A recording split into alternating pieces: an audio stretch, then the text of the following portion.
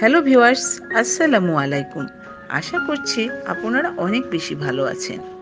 আজকে আপনাদের সাথে একটা মজার রেসিপি শেয়ার করব। হ্যাঁ, আজকে আমি বানিয়ে দেখাবো আদানা কাবাব। গরু বা খাসির মাংস দিয়ে অনায়াসে এই কাবাবটা বানিয়ে নিতে পারবেন। সো আর কথা না বাড়িয়ে let's go to my kitchen. Kebab বানানোর জন্য প্রথমে আমার লাগবে মাংসের কিমা। আমি এখানে গরুর মাংস এইভাবে কিমা করে নিয়েছি। আপনারা চাইলে মাটন কিমা দিয়েও এই কাবাবটা বানিয়ে নিতে পারবেন, তবে খেয়াল রাখতে হবে কিমার ভিতর যেন অবশ্যই চর্বি থাকে। কাবাব বানানোর জন্য এখানে আমি নিয়েছি কিছু কাঁচামরিচ, 2টা পেঁয়াজ, একটা সবুজ ক্যাপসিকাম, একটা লাল ক্যাপসিকাম এবং কিছু ধনিয়া পাতা। এবার এখান থেকে একটা পেঁয়াজ আমি প্রথমে গোল গোল করে কেটে নিব। তারপর এটাকে আমি মিহি কুচি করে চপ করে নিচ্ছি।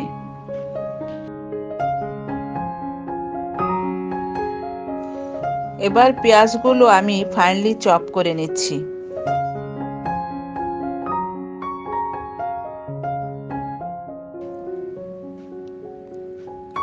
পেঁয়াজগুলো চপ করা হয়ে গেলে আমি একপাশে রেখে দেব। এবার একটা ক্যাপসিকাম নিয়ে মাঝখান দিয়ে কেটে নিচ্ছি। তারপর এর ক্যাপসিকামের ভিতরের অংশ ফেলে দিয়ে ক্যাপসিকামটা আমি প্রথমে লম্বা লম্বা করে কেটে নিব।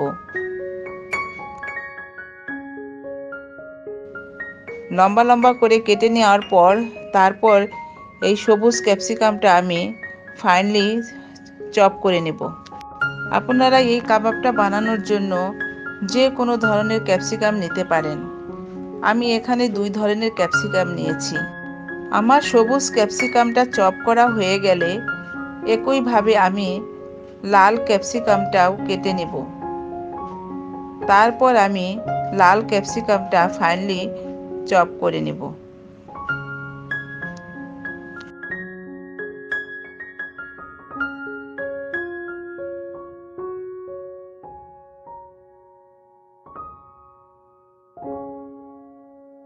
লাল ক্যাপসিকামটা চপ করা হয়ে গেলে আমি এটা এক সাইডে রেখে দেব।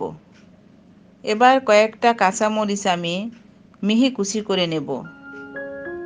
যে যেরকম ঝাল পছন্দ করেন সেই অনুযায়ী আপনারা এটা দিতে পারেন।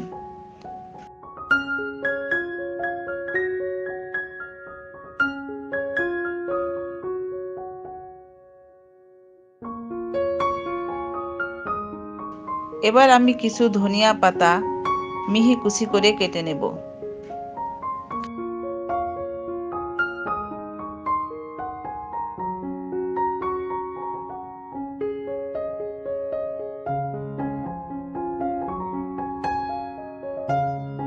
পেঁয়াজ ও ক্যাপসিকাম চপ করার পর এর ভেতর থেকে কিছুটা পানি বের হয়ে এসেছে। এবার আমি হাত দিয়ে চিপে চিপে এই পানিটা আলাদা করে নেব। কোনো অবস্থাতেই পানি সহ ক্যাপসিকাম এবং পেঁয়াজটা কিমার ভিতরে অ্যাড করা যাবে না। পানি সহ কিমার ভিতরে পেঁয়াজ ও কাঁচামরিচ এবং ক্যাপসিকাম অ্যাড করলে কাবাবটা কিন্তু প্রপারলি বাইন্ডিং হবে না। এবার কিমার ভিতর পেঁয়াজ, ক্যাপসিকাম, ধনিয়া পাতা ও কাঁচামরিচ অ্যাড করে দিলাম।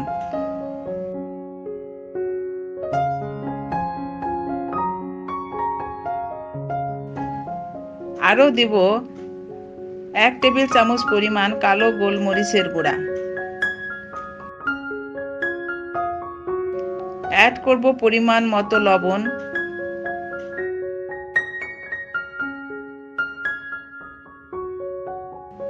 ও 1 চা চামচ পরিমাণ শুকনা মরিচের গুঁড়া।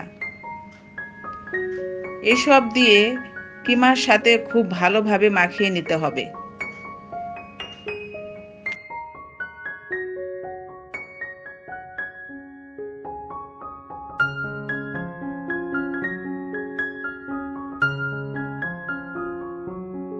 সব উপকরণ দিয়ে মাখানো হয়ে গেলে এবার আমি অ্যাড করব কিছুটা চিলি ফ্লেক্স।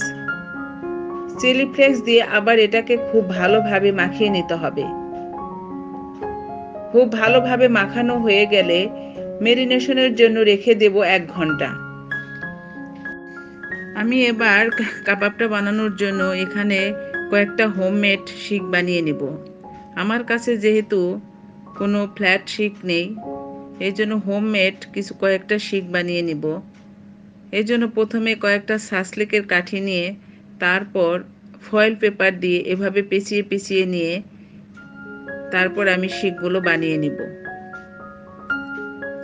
যতটুকু পেঁচানো দরকার ততটুকু পেঁচিয়ে নিয়ে তারপর এক পাশের মাথাটা এভাবে ভেঙে দিব এবং অন্য প্রান্তের মাথাটা আমি এভাবে পেঁচিয়ে পেঁচিয়ে তারপর কেচি দিয়ে কেটে নিব, যাতে কাঠিগুলা বের হয়ে না আসে। এইভাবে আমি সবগুলা শিক এভাবে বানিয়ে নেব। এখানে আমি সাসলিকের কাঠি এবং ফয়েল পেপার দিয়ে অনেকগুলো চ্যাপ্টা শিক বানিয়ে নিয়েছি। এবার আমি চলে যাব কাবাব বানানোর জন্য। এখান থেকে কিছুটা মাংসের কিমা নিয়ে প্রথমে আমি হাত দিয়ে চেপে চেপে একটা লম্বা শেপ করে নেব। তারপর সাসলিকের কাঠিটা এর ভিতরে ঢুকিয়ে দেব। ঢুকিয়ে দেওয়ার পর হাত দিয়ে চেপে চেপে কাঠির সাথে ভালোভাবে লাগিয়ে দিতে হবে। এমনভাবে লাগাতে হবে যেন খুলে পড়ে না যায়, কাঠির সাথে লেগে থাকে। হাত দিয়ে ভালোভাবে চেপে চেপে এটাকে আমি একটা চ্যাপ্টা শেপ করে নেব। চ্যাপ্টা শেপ করে উপরে নিচে যেন সুন্দরভাবে লেগে থাকে সেদিকে খেয়াল রাখতে হবে। এইভাবে আমি সবগুলো কাবাব বানিয়ে নেব। এবার চুলায় আমি একটা প্যান বসিয়ে দিয়েছি। এর ভিতর দিয়ে দিলাম কিছুটা সরিষার তেল। জালটা আছে লো হিটে। তেল গরম হয়ে এলে এর ভিতর আমি একটা একটা করে কাবাব দিয়ে দিব।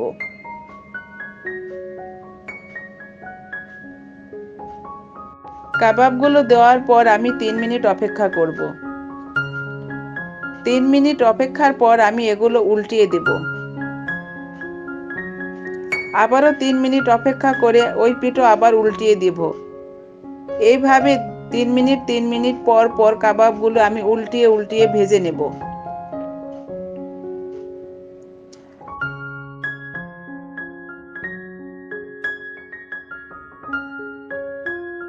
আমার কাবাবগুলো পুরোপুরি ভাজা হয়ে গিয়েছে। এবার এগুলো উঠিয়ে নেবার পালা।